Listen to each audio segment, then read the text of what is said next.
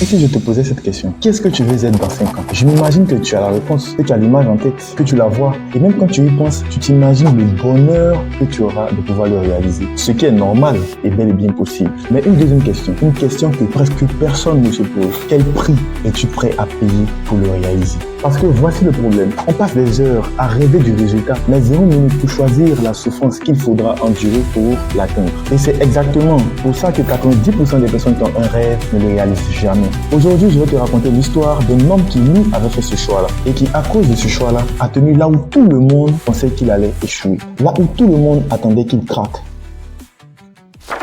On est environ 445 avant Jésus-Christ. Jérusalem, la ville sainte, est en ruine depuis plus de 140 ans. Ses murailles sont détruites et ses portes brisées. Et là vient un homme, il s'appelle Néhémie. Il n'est ni prêtre, ni prophète, ni général. Il est juste un échanson. En gros, ce sont des personnes qui servent le vin du roi, qui goûtent d'abord avant que le roi ne puisse boire. C'est-à-dire qu'ils vérifient si le vin est de très bonne qualité et s'il ne contient pas aussi potentiellement de poison ou de choses vraiment assez bizarres. Vous voyez donc un métier confortable, un poste stable dans le palais, loin de tout danger. Mais quand Néhémie apprend l'état de Jérusalem, quelque chose se brise en lui. Il pleure, il jeûne et il prie pendant des jours. Puis il fait un choix qui va tout changer. Quitter le confort du palais pour aller reconstruire le mur de Jérusalem. Un mur dans une ville en ruine entourée d'ennemis. Il savait même déjà avant de partir que ce ne serait pas facile. Et c'est exactement ce qui va faire toute la différence. Néhémie arrive à Jérusalem. Il inspecte les murs de nuit en silence pour ne pas attirer l'attention. Puis il rassemble le peuple et dit une phrase simple. Je leur dis alors, vous voyez le malheureux état où nous sommes. Jérusalem est détruite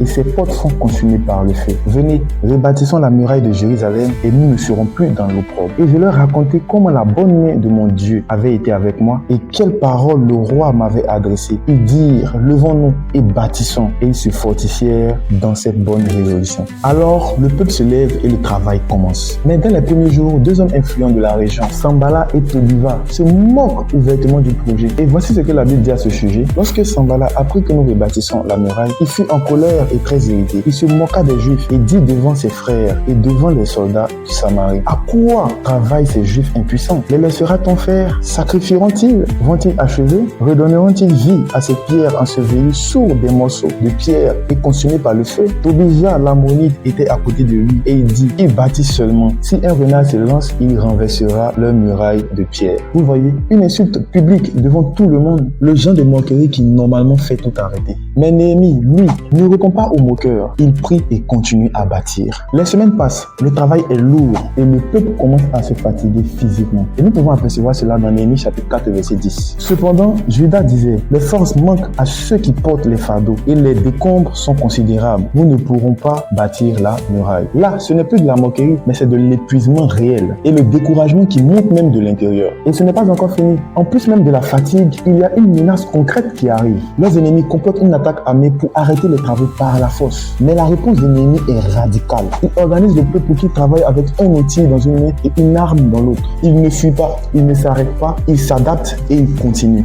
Les murs avancent et il ne reste presque plus rien à faire. C'est là que Sanballat, l'un des hommes influents dont nous avons parlé plus haut, change de stratégie. Il arrête les menaces directes et invite Néhémie à une réunion dans un village voisin, soi-disant pour discuter. Mais Néhémie comprend immédiatement. Ce n'est pas une invitation, ou disons une simple invitation. C'est un piège pour l'éloigner du chantier. Alors il refuse. Sanballat insiste une deuxième fois, refus. Une troisième fois, refus. Puis une quatrième fois encore, avec une accusation grave pour le faire paniquer. Mais chaque fois, Néhémie envoie la même réponse. Regarde bien ce qui s'est passé ici. Néhémie n'a pas dit non parce qu'il n'avait pas le temps. Il a dit non parce qu'il savait exactement quel combat il menait. Et il a refusé tous les autres. Il n'a pas discuté avec chaque moqueur. Il n'a pas justifié son projet à chaque critique. Il n'a pas perdu une seule journée à se défendre. Mais il avait choisi sa douleur. Porter la fatigue, l'insulte et la menace pour terminer ce mur-là. Et parce qu'il avait accepté ce prix-là à l'avance, aucune distraction n'a eu de prise sur lui. Et c'est exactement ce que Hébreux 12, le verset 2 dit de Jésus lui-même. Ayant les regards sur Jésus, le chef et le consommateur de la foi, qui en vue de la joie qui lui était réservée, a souffert la croix, méprisé l'ignominie et s'est assis à la droite du trône de Dieu. Jésus a vu le prix et il l'a choisi quand même, volontairement, parce qu'il savait pourquoi. Néhémie a choisi son mur. Notre Seigneur Jésus-Christ aussi a choisi sa croix. Les deux avaient vu le prix avant même de commencer. Et les deux l'ont accepté volontairement. Toi aussi, tu as un combat à choisir. Alors, voici 3 points pour t'aider à les choisir cette semaine et à tenir dedans quand bien même les distractions et les obstacles autour de toi. Point 1. Nomme ton mur noir sur blanc. Pas une idée floue dans ta tête. Écris-le sur papier ou note-le dans ton téléphone ce soir. Par exemple, ce que je suis en train de construire, c'est que tu complètes. Et juste en dessous, écris le prix réel, c'est-à-dire les heures de sommeil que ça va te coûter, les sorties que tu vas devoir refuser, les gens qui vont te trouver bizarre, etc. Parce que tant que le prix reste abstrait dans ta tête, tu craqueras au premier sambala qui se moque de toi, c'est-à-dire au premier vrai obstacle.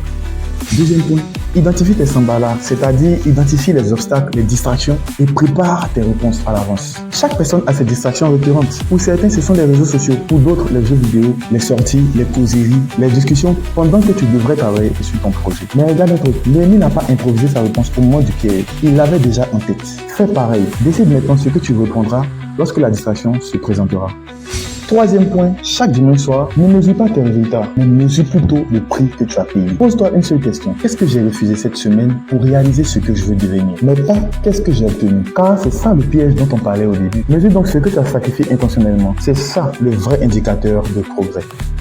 Moi, cette semaine, mon mur, c'est MC Glow. Le prix, c'est écrire ce script après une journée de cours épuisante entre les cours particuliers et les business. Et franchement, il y a des soirs où j'ai envie de tout lâcher. Mais j'ai choisi cette douleur-là, vous apporter cette valeur. Alors, je continue. Et cette semaine, tu vas voir un sambala, une distraction ou un obstacle qui viendra t'effrayer ou t'empêcher d'avancer vers tes objectifs. Mais si c'est réellement le prix que tu as choisi de payer, continue. Alors, si cette vidéo t'a plu, partage-la à quelqu'un qui a besoin de l'entendre et abonne-toi si tu veux continuer ce chemin avec nous. Et dis-moi en commentaire, c'est quoi ton mur? Et à qui vas-tu dire non cette semaine pour le construire? Je serai ravi de te lire et on se retrouve la prochaine fois pour une nouvelle vidéo. C'était MC Glow.